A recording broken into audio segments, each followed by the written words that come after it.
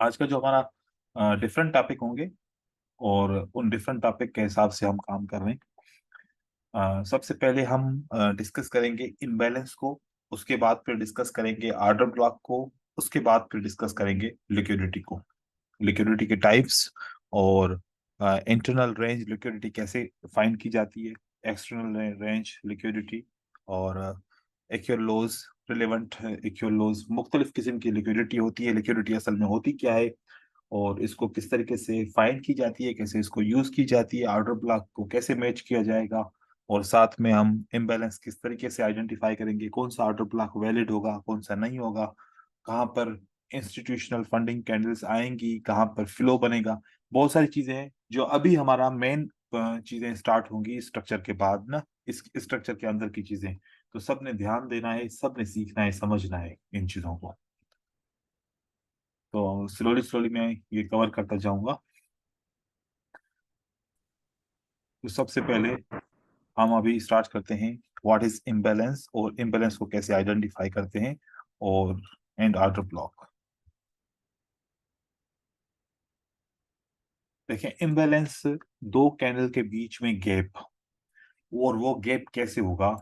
जैसे कि आपको एक ग्रीन कैंडल मिल जाए, और दूसरी भी ग्रीन कैंडल मिल जाए, और तीसरी भी ग्रीन कैंडल मिल जाए।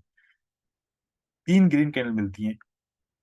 एक ग्रीन कैंडल का विक आपको ऐसे मिलता है, दूसरी ग्रीन कैंडल का विक इस तरीके से मिलता है, और तीसरी ग्रीन कैंडल का विक आपको ऐसे मिलता है। अब आप अगर पहली और तीसरी ग्रीन कैंडल के विक को देखें, तो यहाँ पर आपको इस विक को आपने ड्रॉ किया, और साथ में इस विक को ड्रॉ किया।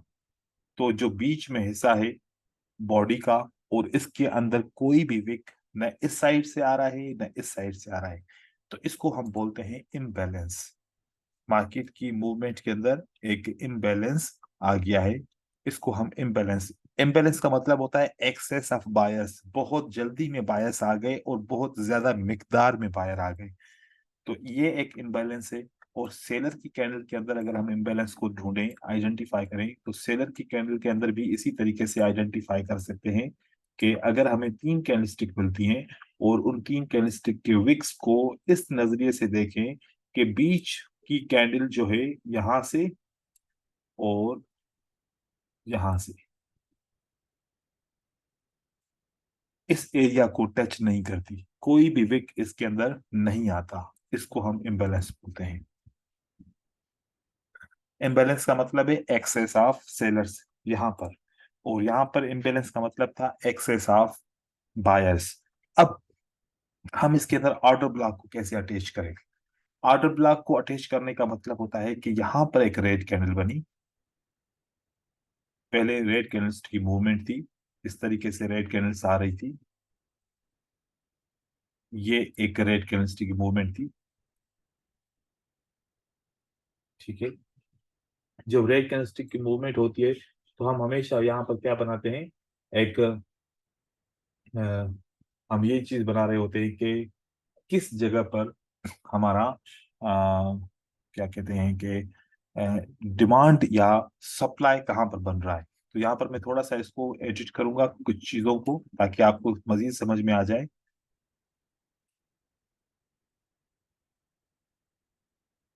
और कैंडल्स की साइज को भी मैं थोड़ा सा बनाऊंगा। यहाँ पर देखिए, यहाँ पर एक ग्रीन कैंडल है, ठीक है, और उसकी विक यहाँ पर ऐसे बनती है, ऐसी ग्रीन कैंडल है,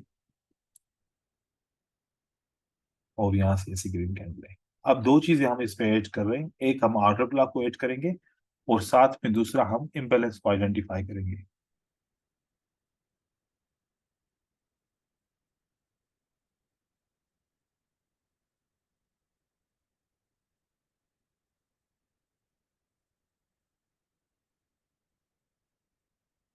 मुख्तलिफ किस्म से इम्बैलेंस हो सकता है, मैं मुख्तलिफ किस्म से ड्रॉ करूंगा।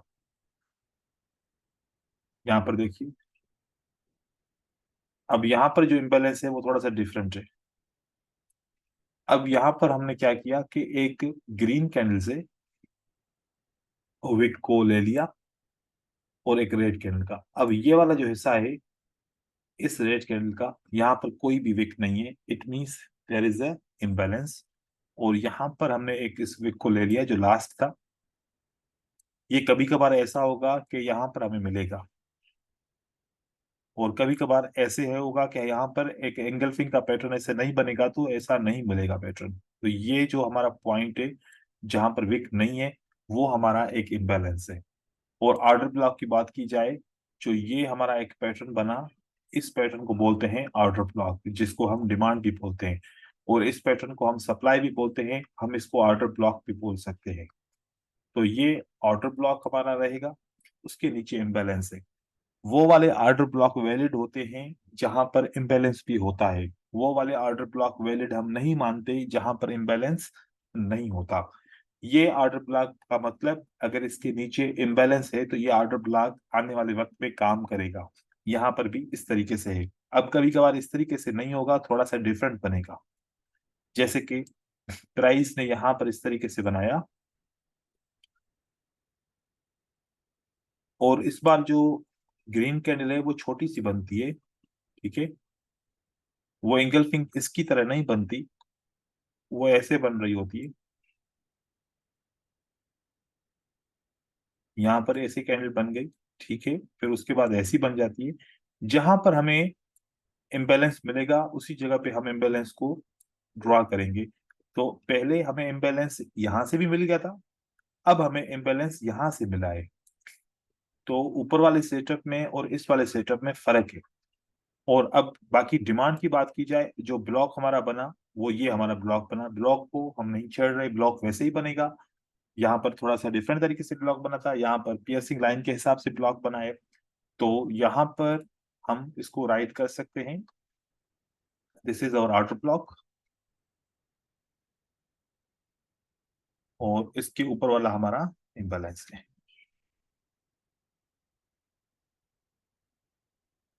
ये हमारा आउटर ब्लॉक रहेगा, क्योंकि ये ऑर्डर ब्लॉक आपको एंट्री लेने में मदद देगा, और इम्बैलेंस आपको एंट्री लेने में मदद देगा। तो ये एंट्री लेने के लिए ये बहुत जरूरी है कि आपको पता होना चाहिए। अगर ये नहीं आएगा तो आपकी एंट्री गलत हो जाएगी। जहां पर इम्बैलेंस नहीं होगा, हो सकता है आप ऑर्डर ब्लॉक पे एंट्री ले लो, और जहां पर इम्बैलेंस हो और ऑर्डर ब्लॉक भी हो, तो वो हो सकता है आपसे छूट जाए। तो ये आपने ये याद रखना है कि जब भी हम एंट्री ढूंढेंगे तो ऑर्डर ब्लॉक का होना और साथ में इम्बैलेंस का होना बहुत जरूरी है। तो ये आउटर ब्लॉक रहा, ये इम्बैलेंस रहा। मैं इसको अच्छे तरीके से इसलिए ड्रा कर रहा हूँ क्योंकि यहीं से तो हमें एंट्रीज मिलेंगी। और फिर एक और मैं सेटअप लास्ट इसका बना रहा हूँ, इम्बैलेंस का, जहां पर ग्रीन कैंडल्स बनती हैं, और आखिरी ग्रीन कैंडल छोटी होने की वजह से या फिर बड़ी होने की वजह से रेड कैंडल छोटी बन जाती है। तो कोई बात नहीं है, आगे चल के किसी भी जगह पे इम्बैलेंस हो सकता है। बहुत सारे लोग सवाल पूछते हैं कि सर अगर शुरू में इम्बैलेंस ना हो, एंड पे इम्बैलेंस हो, तो फिर क्या करेंगे? तो जहां पर इम्बैलेंस होगा हम उसी को काउंट करेंगे। फिर बाजूकात कुछ लोग पूछते हैं कि सर इम्बैलेंस 2 से 3 दफा अगर आ जाए तो फिर हम क्या करें? तो 2 से 3 दफा इम्बैलेंस को ड्रा करेंगे, जरूरी नहीं है कि मतलब एक ही काउंट करना है। अब जैसे कि यहाँ पर मैं अगर दिखाऊं तो यहाँ पर से एक दफा ऊपर की तरफ इम्बैलेंस आया है, एक दफा नीचे की तरफ इम्बैलेंस आया है। तो हम ड्रा को दोनों ही करेंगे, ये भी इम्बैलेंस ड्रा होगा, और साथ में अगर यहाँ पर इम्बैलेंस है तो वो भी ड्रा होगा। चाहे वो 4 दफा ये इम्बैलेंस क्यों ना आ जाए, जितनी दफा आएगा हम उसको ड्रा कर सकते हैं। ये हमारे पास ऑर्डर ब्लॉक बना, और ये इसके नीचे हमारे पास इम्बैलेंस है, ठीक है। यहाँ पर किसी को कोई क्यूरी है? अगर है तो वो सवाल पूछ सकता है, उसके बाद फिर हम लिक्विडिटी की तरफ चलेंगे। और ये बहुत इंपॉर्टेंट है कि आपको आना चाहिए। जी, है किसी को कोई सवाल? तुरिया, आपको क्लियर है ये? हाँ सर। सर जस्ट वो ऑर्डर ब्लॉक आप लगाते हैं ना सर, उसका एक जनरल लॉजिक माइंड में क्या रख सकते हैं हाँ, सर? लाइक ओपन प्राइस और हाई विकार, लाइक एक जन उसका क्या, कैसे आप लॉजिक क्या है? जैसे देखो, एक बार। जैसे कि अगर यहाँ पर एंगल्फिंग है और यहाँ पर पियर्सिंग लाइन है, तो एंगल्फिंग का हाँ। हमने उस जगह से लेवल लिया जहां से बायर ने सेलर को कंट्रोल किया और जो सबसे लोअर विक था, ठीक है। ओके। और यस सर। पियर्सिंग लाइन में हमने इसके कंट्रोल तो सेकंड कैंडल ने किया, तो पहली कैंडल जहां पर क्लोज हुई और उसके बाद जो नीचे का लो था हमने वहां से लिया।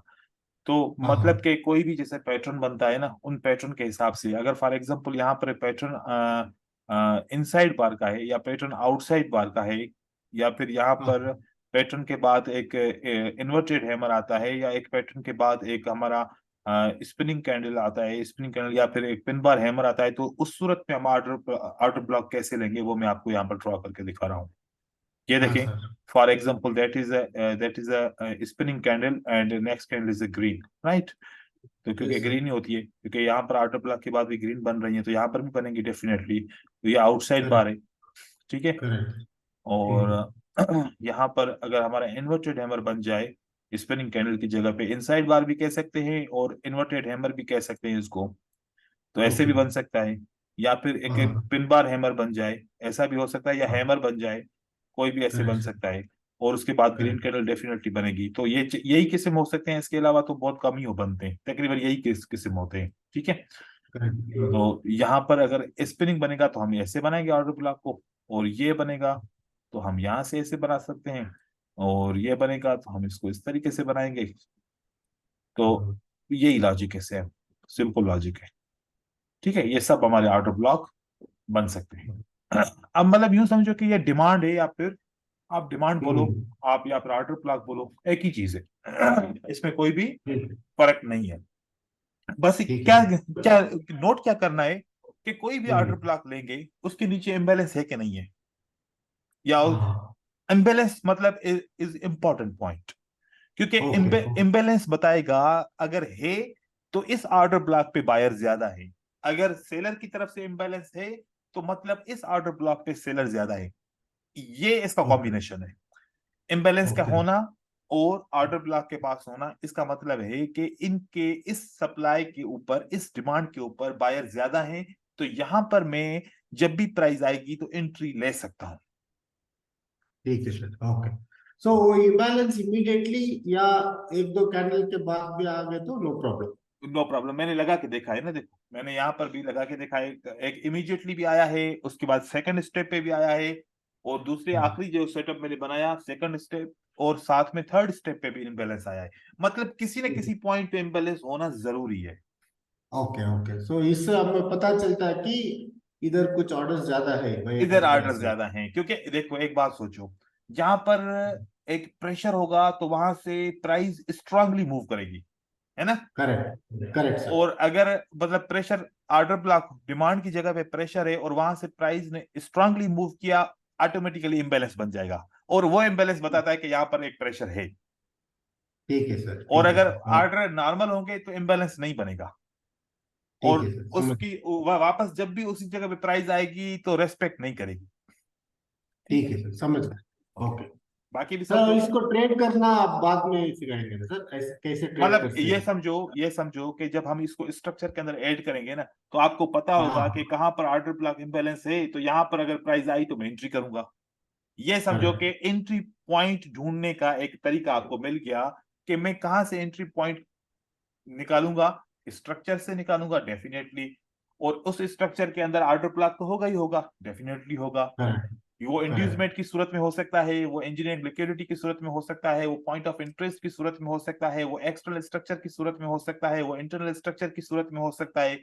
किसी भी जगह पे ऐसे सप्लाई या डिमांड की लेवल बनेगी, बिल्कुल बनेगी, तो वहां पर इम्बैलेंस होगा तो मुझे वहां से एंट्री मिल सकती है, या फिर वहां से एंट्री मुझे नहीं मिल सकती, ठीक है। ठीक है सर समझ गए सर। ओके। ओके, अब मैं एक आप लोगों को थोड़ा सा ना मैं गाइड भी करके दिखाता हूँ, ठीक है। उस स्ट्रक्चर को हट के मैं थोड़ा सा एक सेटअप बना के दिखाता हूँ आप लोगों को, ताकि आप लोगों को एक आइडिया हो जाए कि इस तरीके से मैं चाह रहा हूँ कि आप लोगों को ऑर्डर ब्लॉक या इम्बैलेंस वगैरह को समझना चाहिए, ठीक है। मैं एक चीज बनाता हूँ। देखें फॉर एग्जांपल मार्केट एक ऊपर की तरफ जा रही है, एक रेड कैंडल बनी, सही है, एक बनी रेड कैंडल, और उस रेड कैंडल के बाद हमने देखा मार्केट ऊपर की तरफ गई।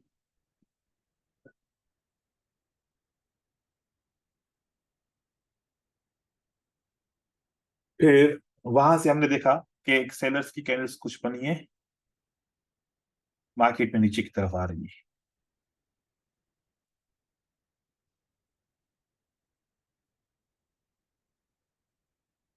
ये एक सेलर्स की कैंडल बनी, ठीक हो गया। फिर वहां से बायर्स की मूवमेंट होती है थोड़ी देर के लिए, एक पैटर्न बनता है, उसकी रिट्रेसमेंट आती है, थोड़ी देर के लिए मार्केट रुकती है और फिर वापस मार्केट ऊपर की तरफ जाती है। सही हो गया। हम्म, फिर वहां से मार्केट दोबारा नीचे की तरफ आती है, आगे सरवाइव नहीं कर पाती प्राइस, तो यहाँ से मार्केट दोबारा नीचे की तरफ गिरती है, ठीक है।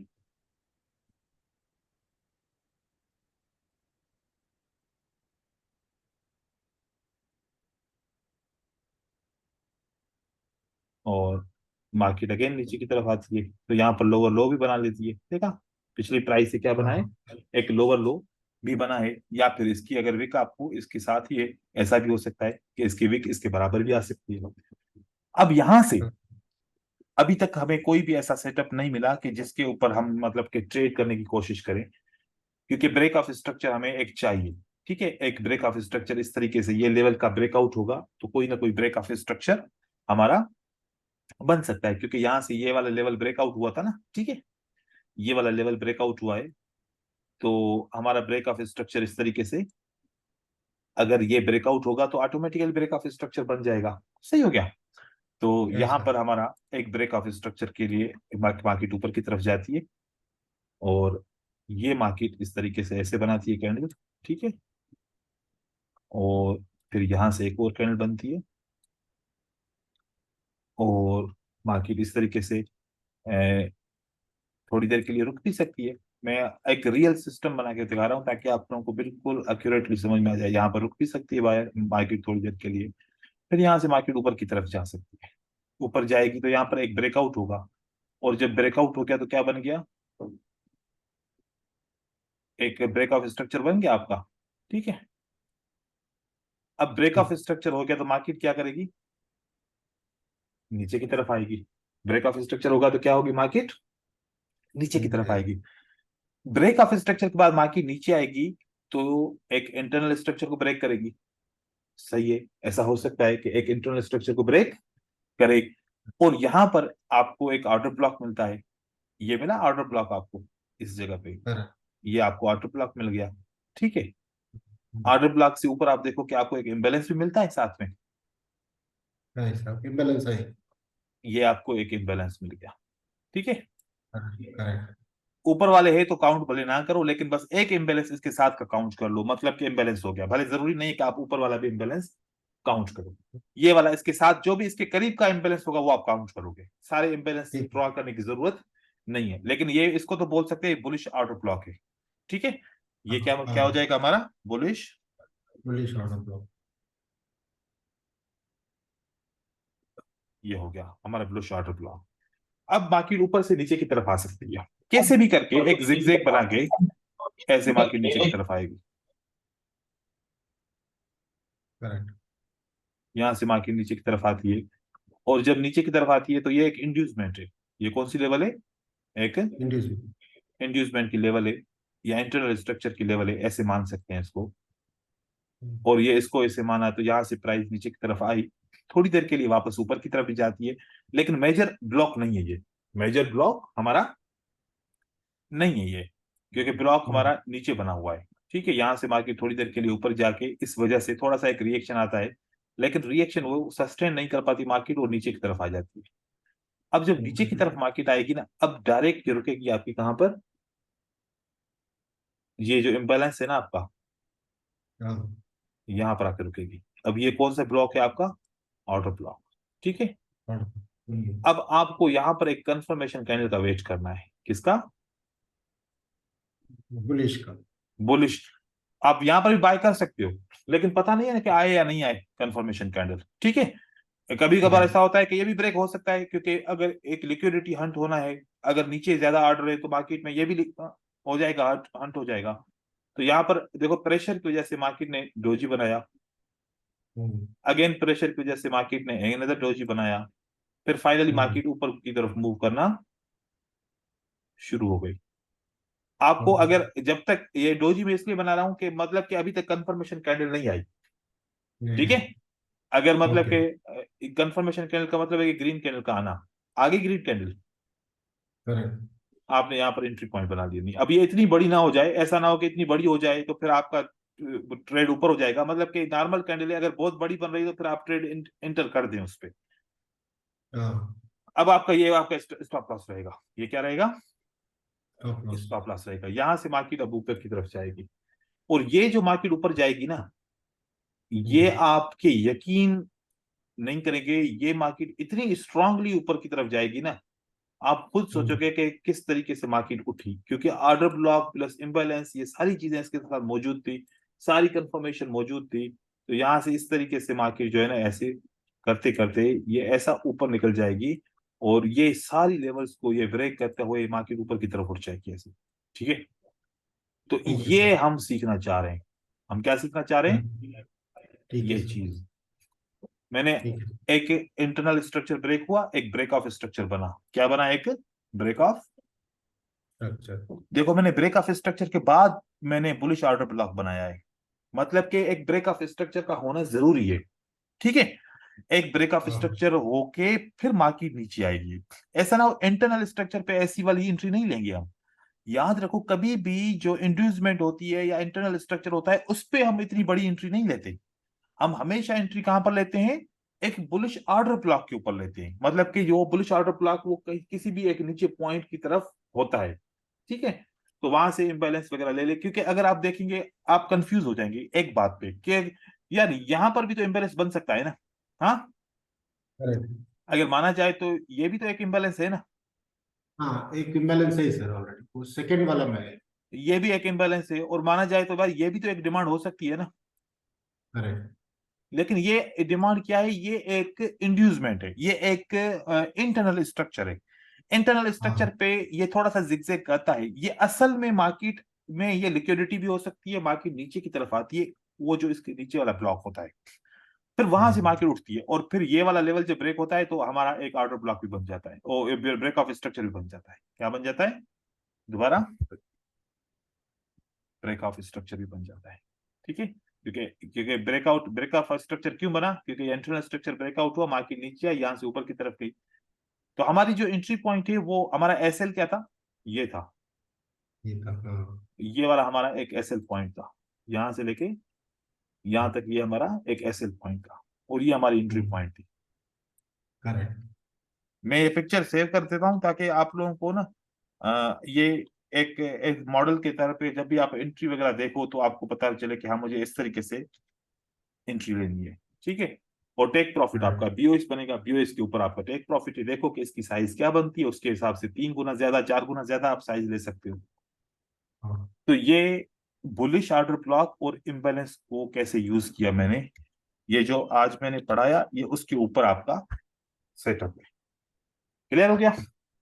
Yes sir. सर यानी कि आप बोल रहे कि जो भी इंटरनल स्ट्रक्चर में ऑर्डर ब्लॉक और इम्बैलेंस बनता है हम्म वो उतना गारंटी नहीं, हम्म, जैसे कि बुलिश या बेरिश ऑर्डर ब्लॉक में जो होता है। बिल्कुल। हम इंटरनल ओके सर। स्ट्रक्चर के ऊपर जो ऑर्डर ब्लॉक है, या फिर उसके हम्म। बाद में अब हम देखते हैं ना कि किसकी वैल्यू क्या है। वैल्यू नीचे वाले की बहुत है ना, जहां पर आपको कैंडल्स भी दिख रही है कि स्ट्रांगली कैंडल्स बन रही है, एम्बेलेंस भी स्ट्रांगली बन रहा है, और ऑर्डर ब्लॉक भी बड़ा सा बन रहा है। वहां पर तो एक छोटा सा हाँ। ऑर्डर ब्लॉक है, एक छोटा सा ऑर्डर करेक्ट। ब्लॉक पे कोई कंफर्मेशन कैंडल भी नहीं आई थी हमारी, क्योंकि अगर इसके पास कंफर्मेशन कैंडल आती, मतलब कि इम्बेलेंस का मतलब क्या था, कि इस लेवल को ब्रेक करके ऊपर नहीं जाना, इस लेवल हम्म। को टच करके ऊपर जाना। तो ये तो इस ये ऑर्डर ब्लॉक को तो इसने ब्रेक कर दिया, तो फिर हम कौन सा ऑर्डर ब्लॉक मानेंगे, सोचो। ये तो ऑर्डर ब्लॉक हमारा ब्रेक हो गया ना। ठीक है, करेक्ट। करेक्ट। ब्रेक हो गया तो करेक्ट। इसकी कहानी खत्म, क्योंकि यहां पर ब्रेक नहीं हुआ, ये कंडीशन है, मतलब कि ब्रेक नहीं होना चाहिए वो वाला ऑर्डर ब्लॉक। ऑर्डर ब्लॉक अगर इतना स्ट्रांग है तो ब्रेक क्यों हुआ, करेक्ट। सोचो। करेक्ट। तो ये चीज आप करेक्ट। लोगों ने समझनी है, इसके ऊपर आपने काम करना है। ये एंट्रीज ऐसी ढूंढनी भी पड़ेगी आप लोगों को, मार्केट में मिलेंगी जरूर, और साथ में मैं भी दिखाऊंगा, लेकिन अभी आप लोग इस स्ट्रक्चर को समझें, जहन में बिठा लें कि इनबैलेंस क्या है और ऑर्डर ब्लॉक क्या है। देखो, imbalance and order block is a combination. ये बात मत करेक्ट। सोचिएगा कि इम्बैलेंस बिल्कुल एक डिफरेंट चीज है और ऑर्डर ब्लॉक एक डिफरेंट चीज है, नहीं। जैसे कि अगर बुखार होगा तो थर्मामीटर बताएगा कि कितना बुखार है। ठीक है, हाँ हाँ ऑर्डर हाँ ब्लॉक हाँ। होगा तो इम्बैलेंस बताएगा कि वाकई में ऑर्डर ब्लॉक है कि नहीं है। Okay okay okay. ये सो तो इसका रिलेशन ऐसा है। ऑर्डर ब्लॉक कॉज है, इम्बैलेंस इफेक्ट है। हाँ, इम्बैलेंस से ही ऑर्डर ब्लॉक का पता चलता है। अगर अगर ऑर्डर ब्लॉक है और इम्बैलेंस नहीं है तो फिर वहां पर मार्केट रुकेगी ही नहीं। हाँ ओके। ठीक है। सर और एक क्वेश्चन सर, जब भी इंड्यूसमेंट क्रॉस करके नीचे आता है, अगर मार्केट इम्बैलेंस से ही रिएक्शन देना लगा तो हम उधर से ट्रेड कर सकते हैं सर? नहीं करेंगे यहाँ से। यहाँ से अभी हम नहीं नहीं कर करेंगे सकते। ट्रेड। यहाँ से मार्केट ऊपर जाएगी, वापस आना जरूर है इसको इस ऑर्डर ब्लॉक पे। नीचे रुकेगी। वाला इम्बैलेंस, नीचे वाला हाँ। इम्बैलेंस। नहीं नहीं, नीचे वाले इम्बैलेंस पे बहुत कम आएगा, मार्केट इसको टच जरूर करेगी। ठीक है। हाँ ओके सर, हाँ, तो इसके ऑर्डर ऊपर ब्लॉक टच से जरूर करेगी। हाँ, क्योंकि हम ऑर्डर ब्लॉक से एंटर होंगे, हम इम्बैलेंस से एंटर नहीं होंगे। Imbalance is a just identification that this order block have a lot of effort. ठीक है। Okay sir okay okay. Okay. क्योंकि वो मैंने पहले बाइनरी वालों को बताया था कि इम्बैलेंस से हम एंट्री लेते हैं, वो बाइनरी का सिस्टम अलग है। ठीक है। Correct city. ठीक है सर, वन लास्ट क्वेश्चन। बोले। वो पिक्चर गया है सर, उसमें अच्छा। सर लाइक लाइक लास्ट और लास्ट क्लास में आपने बताया ना सर, like, जब हाँ भी कैंडल बॉडी से क्लोज होता है जनरली चेंज ऑफ कैरेक्टर होने का चांसेस है, करेक्ट सर? जी बिल्कुल। और इधर आप देखिए इंड्यूसमेंट आएगा, और सो लाइक इधर कुछ लॉजिक हम अप्लाई कर सकते हैं क्योंकि हमें और पता चले कि ये इंड्यूसमेंट फेल होगा, ऐसा देखो, कुछ बात समझो। देखो कि हाँ सर। चेंज ऑफ कैरेक्टर का हमने ये बात बोली थी कि जब कैंडलस्टिक ब्रेक होती है ना, वो चेंज ऑफ कैरेक्टर बनता है। ठीक है। बन सकता है, लेकिन हाँ। हमने ये बात नहीं बोली थी कि चेंज ऑफ कैरेक्टर 100% काम करता है। Correct sir, correct. अब 100% कब काम करेगा, मतलब कि कौन सा चेंज ऑफ कैरेक्टर काम करेगा और कौन सा चेंज ऑफ कैरेक्टर फेल होगा। Correct sir. अब ये बात है। मान लो कि मैंने इसको माना कि ये चेंज ऑफ कैरेक्टर है। हाँ ठीक है। हाँ। अब मुझे ये हम्म। देखना पड़ेगा कि ये जो मार्केट आई है किसी सप्लाई से आई है कि नहीं आई। ओके। यहाँ पर तो सप्लाई नहीं है। यहाँ पर सप्लाई हम्म। नहीं है। नहीं। तो ये चेंज ऑफ हाँ। कैरेक्टर काम नहीं करेगा। Okay okay. हाँ अगर यहाँ हाँ। पर सप्लाई होती हाँ। तो ये चेंज ऑफ कैरेक्टर के ऊपर मैं एंट्री लेता और फिर मैं इस ऑर्डर ब्लॉक के ऊपर एंट्री नहीं लेता। वो मैं आगे चल के change of character again clear करूंगा। ठीक है ठीक है। सर, ओके क्योंकि अभी ओके। हम चीजें जो है ना, जैसे एंट्री पॉइंट्स के ऊपर, ट्रेडिंग मॉड्यूल के ऊपर आ रहे हैं ना, तो अब जब हम चेंज ऑफ कैरेक्टर की एंट्री कैसे लेंगे वो भी मैं आप लोगों को बताऊंगा। ब्रेक ऑफ स्ट्रक्चर की एंट्री कहाँ से पड़ेगी वो भी मैं आपको, जिस तरीके से आज मैंने बताया कि ब्रेक ऑफ स्ट्रक्चर से बाकी नीचे की तरफ आएगी, भले चेंज ऑफ हाँ कैरेक्टर करे, भले इंड्यूसमेंट करे, कुछ भी करे, हम एंट्री कैसे लेंगे ये आज का बताया। इसी तरीके से जब हम लिक्विडिटी को समझ जाएंगे तो फिर मैं आपको बताऊंगा कि जो पॉइंट ऑफ इंटरेस्ट होता है, पॉइंट ऑफ इंटरेस्ट से अगर चेंज ऑफ कैरेक्टर बनेगा तो उसकी एंट्री होगी। अगर पॉइंट ऑफ इंटरेस्ट से चेंज ऑफ कैरेक्टर नहीं बनता, ऐसे खाली बनता है, तो उसकी एंट्री नहीं होगी। ठीक है। ठीक है सर, समझ गए सर, ओके। ओके। अब करें, कंटिन्यू करें अभी। Yes sir. ओके। अब हमारे पास लिक्विडिटी की बात आती है। ठीक है। तो लिक्विडिटी क्या है? लिक्विडिटी का मतलब होता है कि पेंडिंग ऑर्डर्स। क्योंकि हमने पहली क्लास के अंदर पढ़ा था कि ऑर्डर्स टर्मिनोलॉजी के अंदर कि मुख्तलिफ किस्म के ऑर्डर होते हैं। एक ऑर्डर होता है मार्केट एग्जीक्यूशन, और एक ऑर्डर होता है स्टॉप लॉस का, एक ऑर्डर होता है टेक प्रॉफिट का, और एक ऑर्डर होता है हमारा बाय लिमिट का, सेल लिमिट का, बाय स्टॉप का, या फिर सेल स्टॉप का। जो buy stop, sell stop, S L, buy limit, sell limit, ये सब के सब पेंडिंग ऑर्डर, और pending order is equal to liquidity. ठीक है। अब लिक्विडिटी की बात की जाए तो फॉर एग्जांपल मार्केट यहां से ऊपर की तरफ जाती है फिर नीचे की तरफ आती है, तो यहां पर क्या बना, एक मूवमेंट हुई, यहां से प्राइस नीचे की तरफ आई, तो यहां पर सबने अगर मूवमेंट किए तो इसका लिक्विडिटी का मतलब कि यहाँ पर कुछ इसके स्टॉप लॉस वगैरह लगे होंगे, राइट। यहाँ पर क्या लगा यस होगा? सर। स्टॉप लॉस लगा होगा। हाँ। ठीक है। करेक्ट। फिर प्राइस ऊपर की तरफ जाती है, ये रेजिस्टेंस लेवल पे दूसरे भी सेल लिमिट के ऑर्डर लगे होंगे एग्जीक्यूशन होने के लिए, वो एग्जीक्यूट होकर मार्केट नीचे की तरफ आ गई। इट मींस इन सब के ऑर्डर के भी स्टॉप लॉस यहाँ पर होंगे। ठीक है। करेक्ट सर, करेक्ट अब सर। मार्केट जब ऊपर की तरफ जाएगी तो ये लेवल को, सारे ऑर्डर्स को ब्लॉक कर देगी। ब्लॉक करके सबको, जितने भी स्टॉप लॉसेस होंगे सबको स्वीप करेगी। इसको स्वीप करना बोलते हैं, मतलब कि ऑर्डर्स को स्वीप करना, उनको समेटना। सारे ऑर्डर समेट लिए इन्होंने और मार्केट फिर नीचे की तरफ आ गई। अब ये वाला जो प्रोसेस हुआ ना, ये वाला प्रोसेस, इसको बोलते हैं लिक्विडिटी। इसको क्या बोलते हैं? लिक्विडिटी। लिक्विडिटी। लिक्विडिटी का मतलब कि हर वो लाइन, हर वो स्ट्रक्चर, हर वो स्ट्रक्चर, ये स्ट्रक्चर है इसके नीचे लिक्विडिटी होगी, ये स्ट्रक्चर है इसके नीचे लिक्विडिटी होगी, क्योंकि अगर ये सपोर्ट है तो सपोर्ट के नीचे स्टॉप लॉस होगा, सपोर्ट है तो सपोर्ट के नीचे स्टॉप लॉस होगा। इट मींस दैट हर उस वेव के नीचे एक लिक्विडिटी का पॉइंट होता है। अब दो किस्म की लिक्विडिटी होती है। अगर मैं मानूं कि ये वाली लिक्विडिटी, ये वाली लिक्विडिटी, ये इसका एक्सटर्नल पॉइंट है और इसका ये एक्सटर्नल पॉइंट है, हो गया दोनों के एक्सटर्नल पॉइंट। यहां पर भी लिक्विडिटी होगी डेफिनेटली, और यहां पर भी लिक्विडिटी होगी डेफिनेटली। ठीक हो गया। अगर ये लिक्विडिटी की मैं बात करूं, तो ये जो लिक्विडिटी है, ऊपर वाली लिक्विडिटी जो है, ये एक्सटर्नल लिक्विडिटी, ये एक्सटर्नल लिक्विडिटी, और ये हमारी इंटरनल लिक्विडिटी। ये कौन सी बन गई?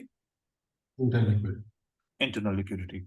तो सबसे ज्यादा हाँ पावरफुल कौन सी होती है? इंटरनल नहीं होती है, एक्सटर्नल लिक्विडिटी पावरफुल होती है, राइट। हाँ। तो ओके। इस तरीके से ये, हमने अभी आपने कभी ये सवाल नहीं पूछा कि अगर ये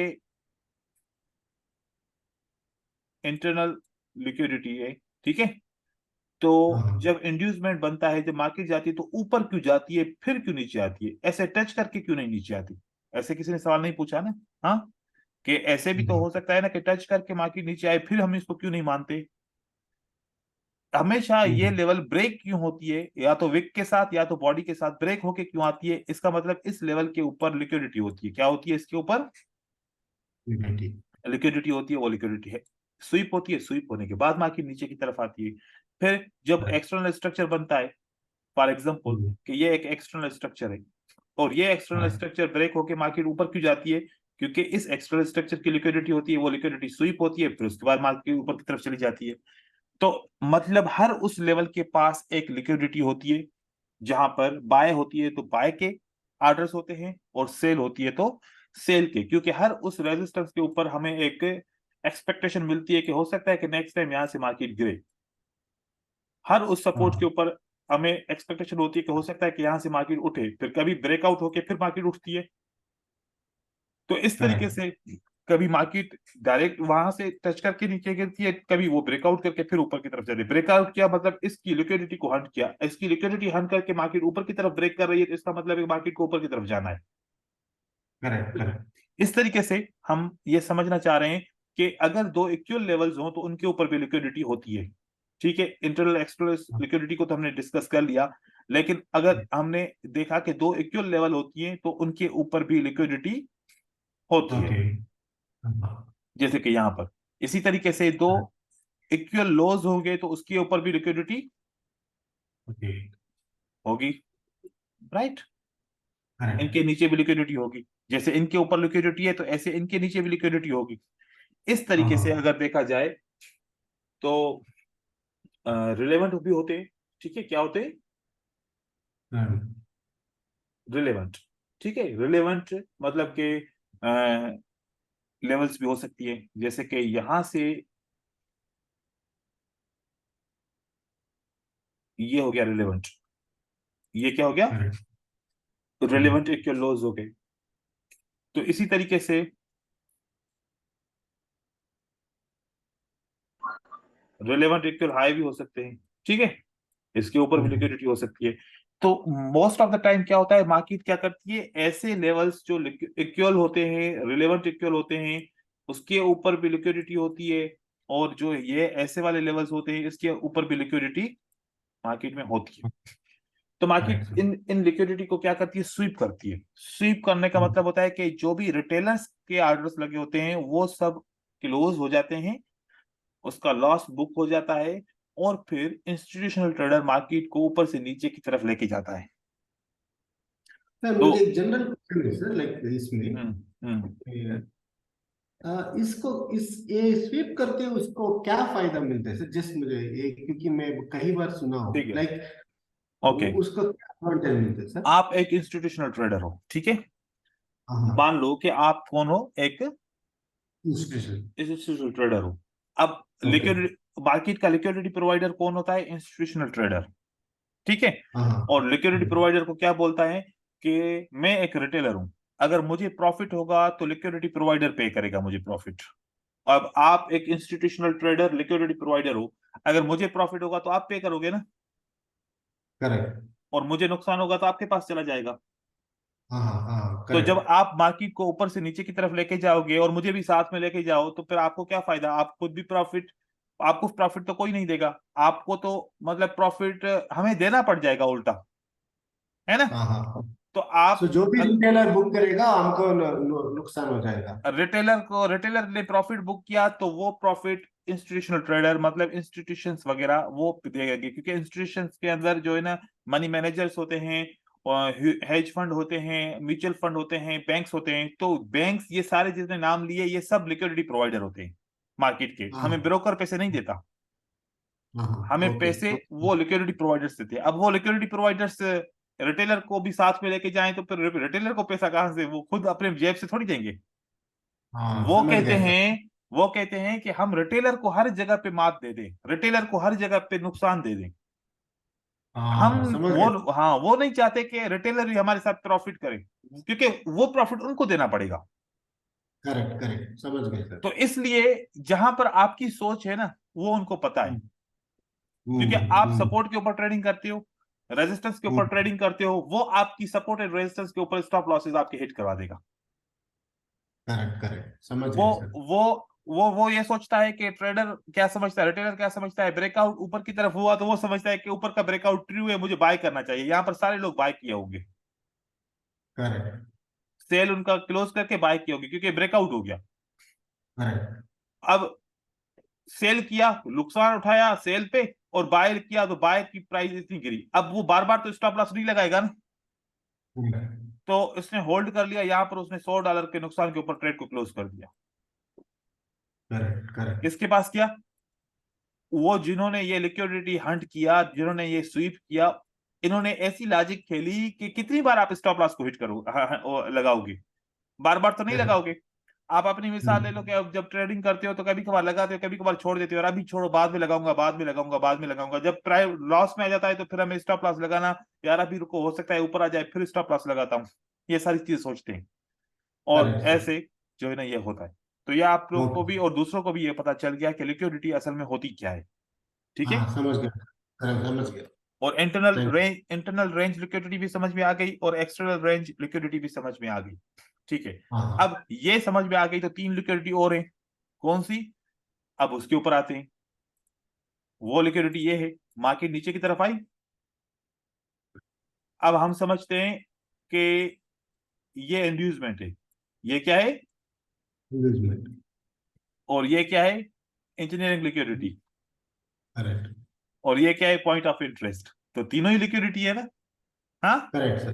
तो यहाँ करेक्ट पर भी ऊपर ऐसे लगे हुए हैं, यहाँ पर भी ऊपर ऐसे लगे हुए हैं, यहाँ पर भी ऐसे ऐसे लगे हुए हैं। Correct sir.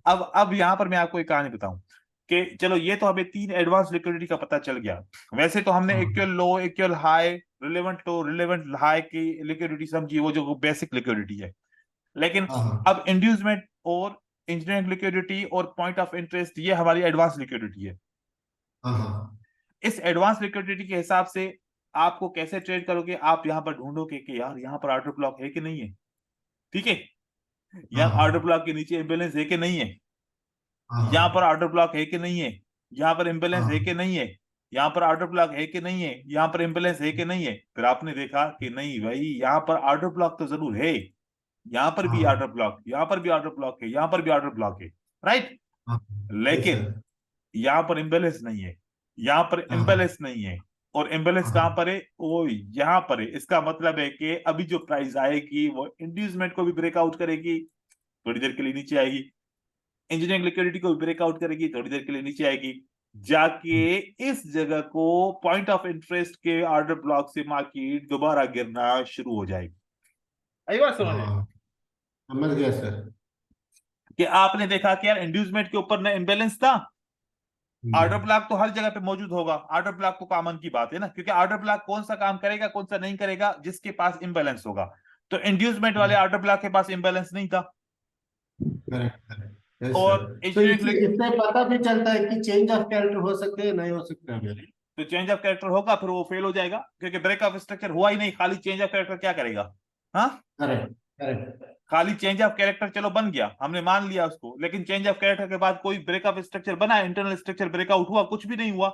मार्केट ऊपर पॉइंट ऑफ इंटरेस्ट पे चली गई और वहां से नीचे गिरी, तो ये आपका जो चेंज ऑफ कैरेक्टर ये वाला बना था ना, ये हाँ फेल हो हाँ, गया, और यहाँ पर चेंज ऑफ कैरेक्टर दूसरा ऑटोमेटिकली बन गया। बन गया। ओके सर, तो समझ ये गए। आपका फेल हो गया।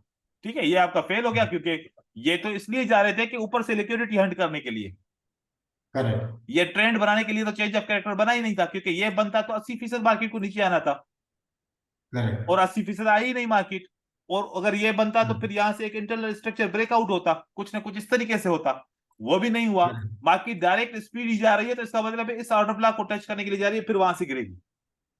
तो आज करेक्ट। जो हमने डिस्कस किया, अब इसको करेक्ट। हम फाइनल जो है ना चार्ट के ऊपर कल से इंशाल्लाह शक्ल देंगे। चार्ट के ऊपर में अब आप लोगों को यही ऑर्डर ब्लॉक, यही इम्बैलेंस, और उसके साथ अब कल जो एक टॉपिक रिमेनिंग हो गया है, इंस्टीट्यूशनल फंडिंग कैंडल और ऑर्डर फ्लो, वो इसके अंदर ऐड करूंगा। Institutional funding candle plus order flow, फिर ये सारी चीजें चार्ट पे आप लोगों को रिकग्नाइज करूंगा, और वहां से एंट्री आपको दिखाऊंगा कि ऐसे एंट्री यहाँ पर इस तरीके से बनी। ठीक है, ठीक। ठीक है सर। तो आज की क्लास में मजा आया होगा। Yes sir, yes sir. Okay, ठीक है, फिर मिलते हैं इंशाल्लाह कल की क्लास में। तब तक के लिए अल्लाह हाफिज। Thank thank you. यू। तो ये सब पिक्चर्स चला रहे हैं सर ये सेंड सब करके। सब मैं पिक्चर्स भेज दूंगा ग्रुप में। ठीक है। हाँ, थैंक यू।